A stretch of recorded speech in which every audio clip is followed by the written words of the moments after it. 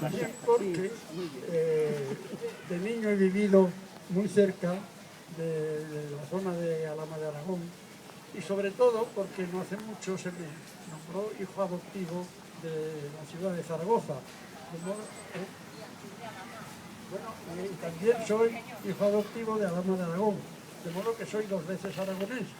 No quiero decir que más que nadie, pero puedo hablar lo mismo que todos el mismo idioma. Yo he oído a dos compañeras, estoy completamente de acuerdo con lo que dicen, y quisiera sobre todo transmitir una idea. La idea de que estamos viviendo un cambio profundo de sociedad, no unas crisis financieras, ni alimenticias, ni nada. El cambio profundo de una sociedad que se acaba y de otra que empieza. Yo imagino que cuando se acabó el Imperio Romano y vinieron entonces los bárbaros y empezaron a reorganizarse otra vez, hubo una crisis semejante. Se pasó de una sociedad inspirada en los valores grecorromanos a una sociedad que empezaba a trabajar con los valores cristianos. Entonces, aquí estamos viviendo lo mismo. Que esto se acaba, creo que no hace falta mucho tiempo para demostrarlo. Basta ver los periódicos. En 1945, cuando ganó la guerra,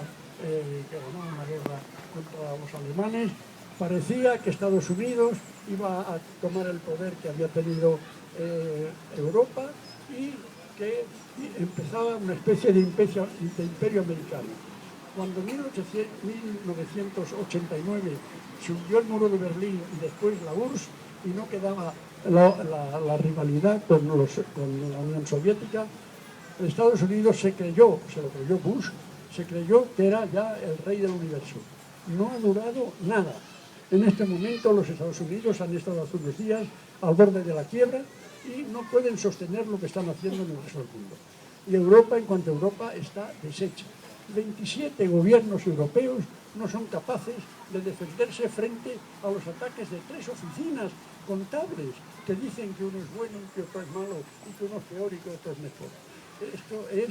Esto es el final de un sistema. Y podría poner muchos ejemplos en muchos aspectos.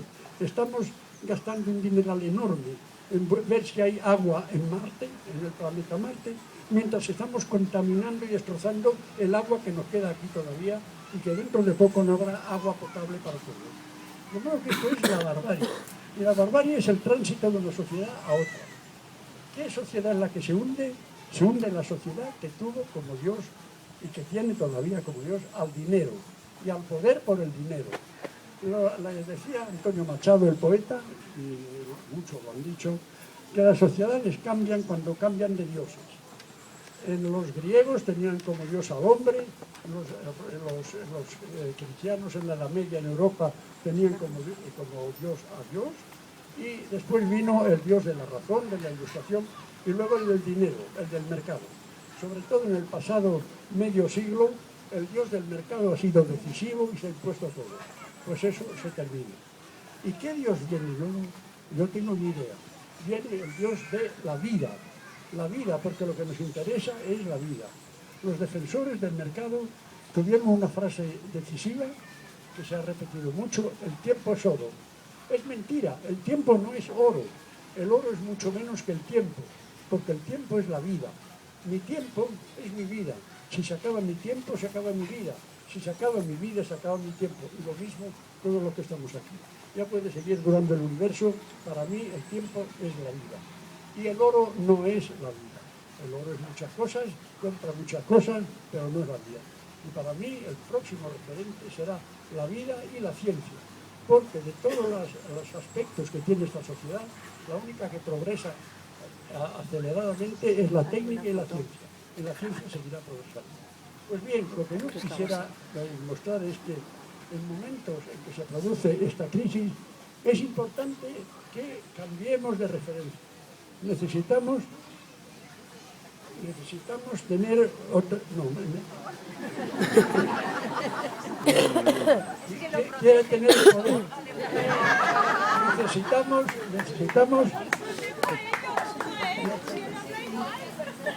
necesitamos tener otra visión del mundo.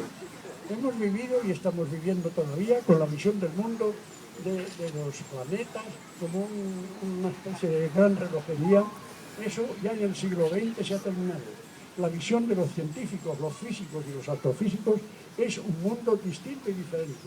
Es un mundo global, que era el mismo que pensaban los griegos cuando pensaban en el ser. Un mundo que agrupa todo, absolutamente todo. Y no hay nada que pueda estar fuera de ese mundo. Ese mundo lo integra todo. Y en ese mundo todo depende de todo. El hecho de que estemos aquí en este momento depende de muchísimas cosas, porque no podemos saberlo cómo. Pero, como dijo un gran matemático francés, el azar y el caos son un orden que no comprendemos.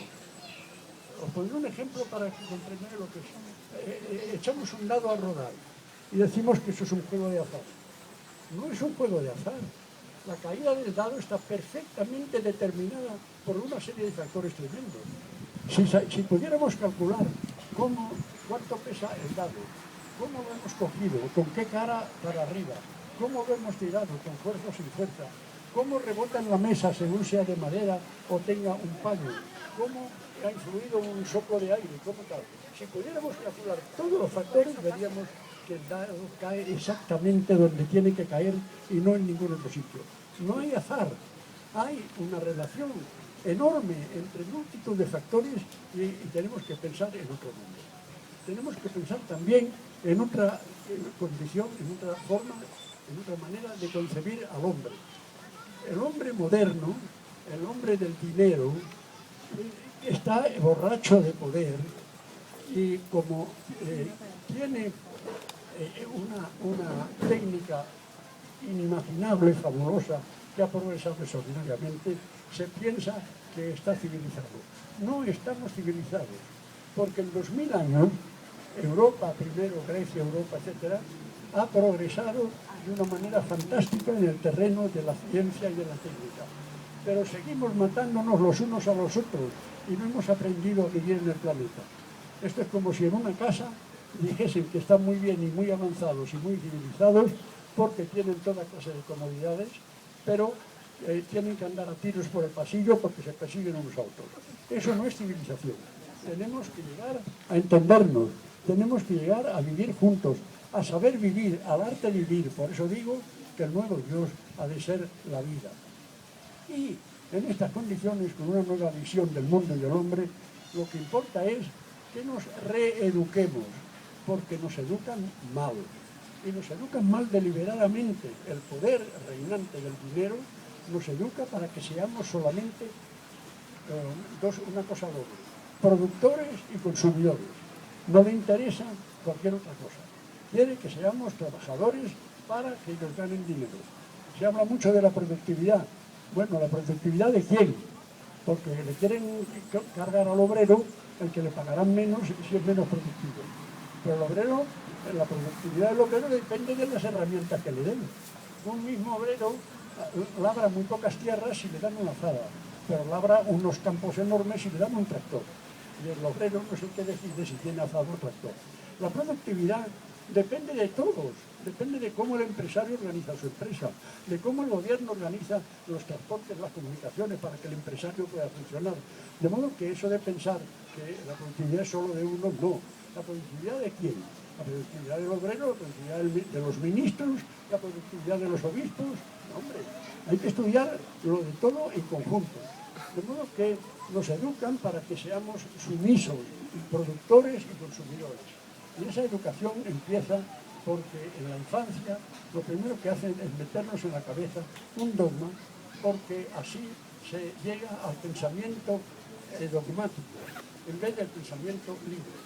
Y después los estudios se hacen lo mismo y ahora mismo acabamos en estos años de transformar la universidad, que era la universidad del saber, en la universidad esa boloñesa, que es de origen estadounidense, en la cual lo que importa es poder hacer cosas. No, primero hay que saber qué queremos, porque estos dirigentes que tenemos en el mundo hoy no saben dónde van, no saben ni siquiera lo que quieren.